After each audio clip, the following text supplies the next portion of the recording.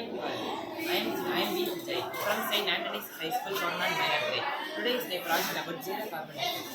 Zero carbon effect na பூஜ்ஜிய carbon உமிழ்வு. இந்த பூஜ்ஜிய கார்பன் இதனால் வரக்கூடிய நோய்கள் அப்படின்னா கண் எரிச்சல், மூச்சு பிரச்சனை, தொண்டை எரிச்சல் போன்ற நோய்கள் நம்ம போகிறோம்.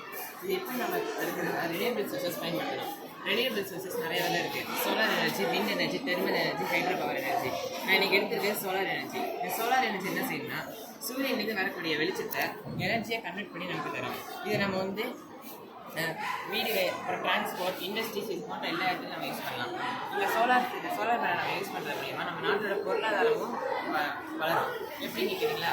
இப்போ இந்த சோலார் ஆலையை அமைச்சோம்னா இந்த சோலார் ஆலையை பராமரிக்கிறதுக்கு வேலைவாய்ப்பு தேவைப்படும். இந்த வேலைவாய்ப்பு தேவைப்படும் போது மற்ற வேலையில்லா இளைஞர்களுக்கு வேலைவாய்ப்பு கிடைக்கும். வெளிநாட்டிலேருந்து ஏற்படக்கூடிய எரிபொருள் சிறப்புகள் குறையும்.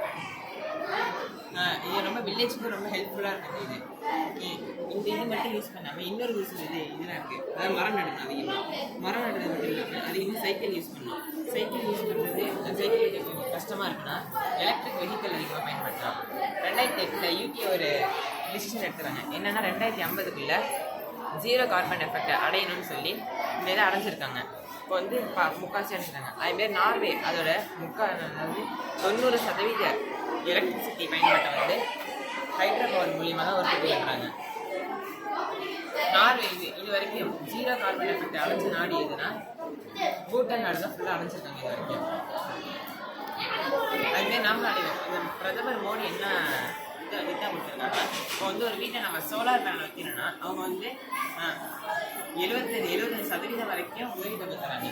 அதை வச்சு நம்ம வந்து வீட்டு வச்சுக்கலாம். இப்போ வந்து 75% தராங்க, மீதி உள்ள 25% நாம் போட்டு வச்சுக்கலாம். இது மூலியமாக நமக்கு வந்து நிறைய ஹெல்ப்ஃபுல் கிடைக்கும். ஸோ என்ன ஃபைனலான டிசிஷன் என்னன்னா எல்லார் வீட்லேயும் கண்டிப்பாக சோலார் பேனல் வைக்கணும். தேங்க்யூ.